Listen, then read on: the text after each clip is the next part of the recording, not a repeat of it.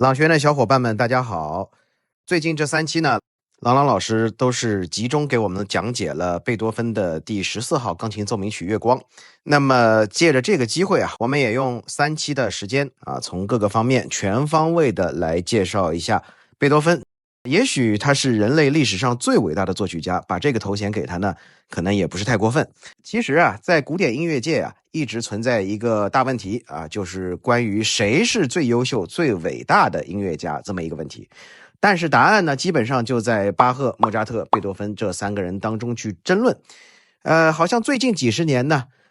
这个莫扎特党啊，他的势力好像变弱了一些。那就变成了基本上是在巴赫和贝多芬当中来讨论关于谁是古今第一音乐家的问题。那我呢，我个人当然是力挺贝多芬作为第一的。所以呢，这个礼拜呢，我们要把这个巴赫啊、贝多芬和莫扎特这3个人放在一块儿，我们来进行一些比较。然后呢，我来告诉你为什么我觉得贝多芬才应该是第一。那么现在这个擂台赛就已经开始了啊，我们来从4个不同的方面来给这几位作曲家呀做一个比较。首先呢，咱们先让对手跑2步，什么意思呢？我就是先从贝多芬相对来说比较弱的一个点开始讲，是什么呢？就是说啊，从这个天才程度来说啊，之前呢我们提到过啊，说这个巴赫呢，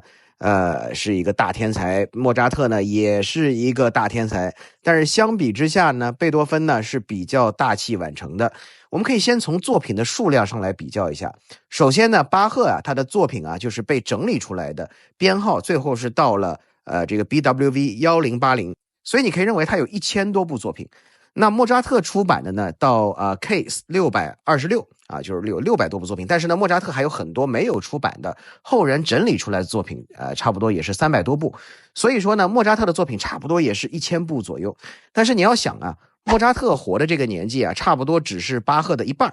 那么贝多芬从作品的数量上来讲呢，应该是最少的。他出版的作品呢，可能会有一些争议啊，大概最后可以到 OP135。然后呢，他没有出版的作品呢，大概是200多部。他没有出版的这个200多部作品的编号呢，是用 WOO 来标记的。所以呢，贝多芬所有的作品加起来啊，大概就是300多部的样子。所以说，从作曲的效率上来讲呢，贝多芬比前2位啊是远远不如的，差不多只有巴赫和莫扎特的1/3。那天才的一个表现是什么呢？天才的这个表现啊，就是说你能对你的才能随时随地的运用啊，就是说来就来啊，想有就有。所以说呢，从数量上你就可以看出来，贝多芬的年纪不长不短，57岁，比巴赫少活了8年。但是呢，他的作品数量上比巴赫和莫扎特是要差非常多的。所以明显啊，贝多芬不是一个可以经常性的很迅速的进入心流状态的一个人啊。所以从这一点，我们叫天才程度上来讲呢，就打了一定的折扣。而且莫扎特啊，其实我们之前提到啊，他是非常的早慧的啊，就是这开窍的特别早啊。贝多芬在29岁的时候才写出第1部像样的作品，所以说啊，比天才程度啊，巴赫和莫扎特一定是要比贝多芬高的。还有一个佐证呢，就是你会发现巴赫的作品啊，基本上每一部作品的水平都是稳定的发挥，它不太存在这种水平参差不齐的作品啊，就是每一部作品的质量都很高。那相比之下呢，莫扎特就稍微差一点啊。这莫扎特呢，他有大量的我们叫灌水的作品，但总体来说呢，艺术的写作水平啊，也还是在线的。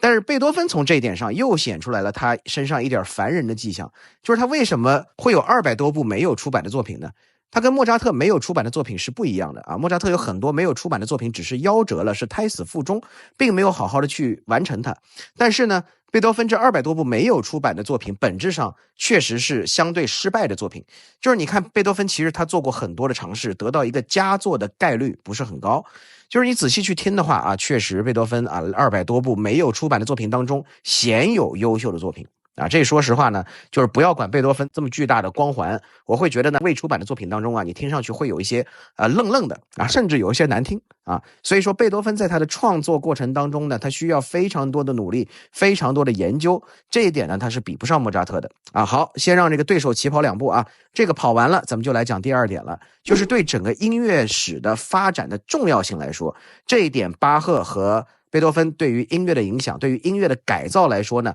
就远远多于莫扎特了。莫扎特虽然有非常多的优秀作品，每一部质量都非常高，但总体来讲呢，还是在维也纳古典乐派的这个大的风格框架下去把质量做到很高，它很有艺术价值，但是它并没有太去碰这个框架本身。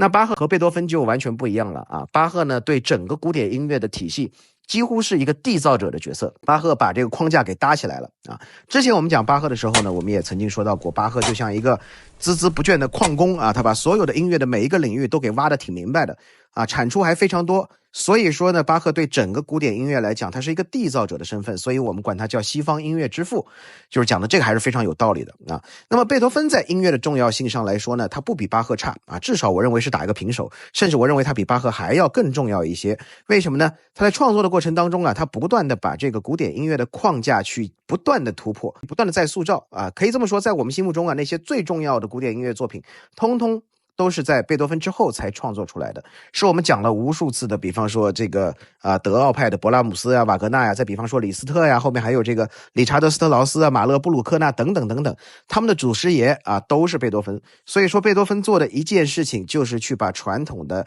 相对来说比较规程化的古典音乐的框架进行了一个巨大的撼动，而且他创作的一个重要的标志就是他要不断的去颠覆自己。啊，比方我们曾经说到贝多芬的中期啊，有一部钢琴奏鸣曲叫做《华尔斯坦》啊，也叫《黎明》。他这部作品呢，它是一部在结构上非常创新的作品。怎么说呢？啊，就是之前其实我们应该提到过，讲奏鸣曲的时候应该提到过拉莫这个法国作曲家，他创造了所谓的属和弦嘛。讲奏鸣曲的时候呢，我们也说到过啊，就是什么这个结构啊，这叫做这个什么城市部啊、发展部啊、在线部啊，对不对？那个时候古典音乐作曲的套路啊，基本上是你有一个城市部，就是你用主调写完了，比方说你是一个 C 大调的曲子，你就做完了城市部了，然后呢，你到发展部的时候，你约定俗成那个作曲理论呢，就应该用属调，就应该用 G 大调写。所有的奏鸣曲几乎都是这么写的。那么在华尔斯坦，就是这个C 大调第21钢琴奏鸣曲当中啊，贝多芬他就没有这样做，他把发展部写成了个 E 大调。啊，这音响效果是非常非常好玩的啊！就是一个快速的城市部弄完了之后，它的这个发展部啊，就直接过渡到了 E 大调。那这部作品呢，可以算是他非常著名、非常有开创性的作品了。但是到了晚年之后啊，贝多芬非常讨厌自己的中期作品，说这些作品啊，真是不值一提啊，简直是我的黑历史。所以说，你看贝多芬在不断的突破自我，不断的打破框架。啊，所以说这个贝多芬的音乐是一个充满改变、极其进步的音乐。